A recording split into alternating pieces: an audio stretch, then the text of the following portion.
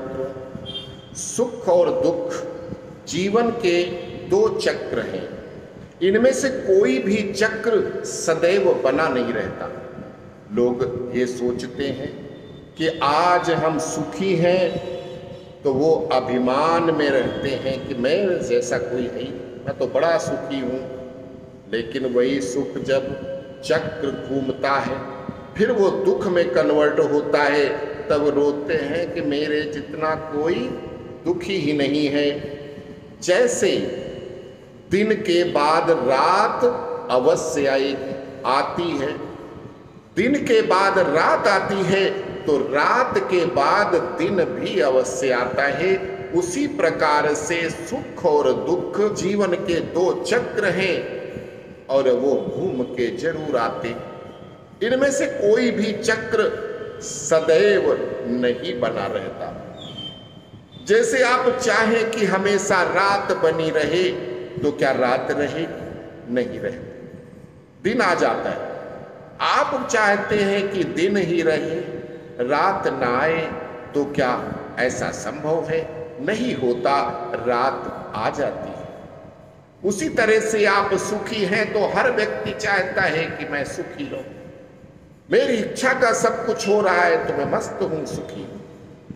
लेकिन जहां चक्र घूम चुका है और हमारे हिस्से के दुख आ चुके हैं तो हमें सुख और दुख दोनों ही भोगने होते हैं। फिर भी दुख की अवस्था में हमारा मन अवसाद से भर जाता है। ऐसा क्यों? ऐसी परिस्थिति में हमें प्रकृति से सीख लेने की आवश्यकता होती है। पतझड़ के समय जब पेड़ों में पत्तियां नीचे गिर जाती हैं तो ये वृक्ष का अंत नहीं हो जाता, क्योंकि वृक्ष को पता है कि आज पत्तियां गिर गई हैं तो कल पत्तियां जरूर नई आएंगी। वृक्ष धैर्य पूर्वक प्रतीक्षा करते हैं और जब नई कोपलें दस्तक देती हैं, नए नए पत्ते आ जाते हैं, वृक्ष आगे चलकर लहलहाने लगता है, सुखी हो जाता है। इसी प्रकार जब जीव जंतु शीत निद्रा में चले जाते, आपने देखा होगा जब ज्यादा सर्दी हो जाती है तो मच्छर गायब हो जाते हैं, छिपकली आपको कहीं ढूंढे नहीं मिलती घरों में। ऐसे बहुत से जीव जंतु हैं, यहां तक कि जो सभी जगह, चाहे वो गर्मी की जगह हो या सर्दी की जगह हो, काकरोच सभी जगह पाया जाता है।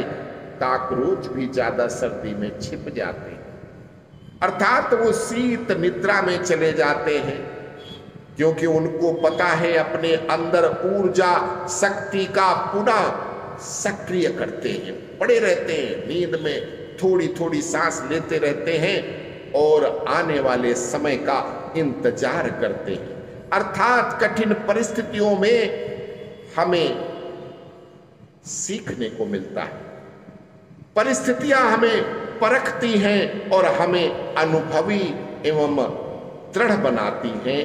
अतः सुख और दुख से कभी भी घबराना नहीं चाहिए, हमेशा ईश्वर का भजन करना चाहिए।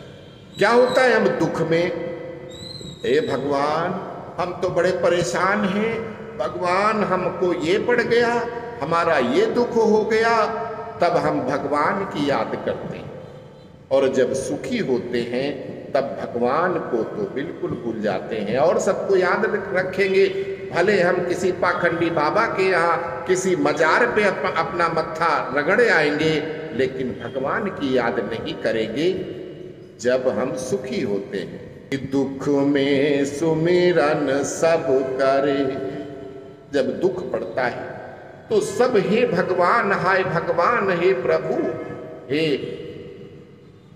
दीनानाथ, हे दीन दयाल, हे फलाने भगवान, हे ढमाके भगवान, सब कुछ करते हैं। कब? जब उनके ऊपर दुख पड़ता है। लेकिन जब सुख होता है तब भगवान की याद नहीं करते। तो कबीरदास जी कहते हैं कि दुख में सुमिरन सब करे, सुख में करे न कोई, और जो सुख में सुमिरन करे, तो दुख काहे को होए, दुख काहे को होए। अगर आप दुख और सुख में समान बने रहें, हमेशा ईश्वर को याद करते रहें, आपके पास करोड़ आ गए तो भी आपको दूसरे को पता नहीं चले कि आपके पास करोड़ हैं। जैसे पहले थे उसी तरह से दिखते रहो। आपके पास खाने को एक अन्न का दाना भी नहीं है, भूखे प्यासे हो, लेकिन तब भी लोगों को यही रहे, ये वैसे के वैसे हैं। और उसका उपाय तभी हो सकता है जब आप ईश्वर का भजन करते हैं। सुख हो या दुख हो, आप ईश्वर का भजन करें और सदा सुखी रहें। अस्तु। जय श्री राम।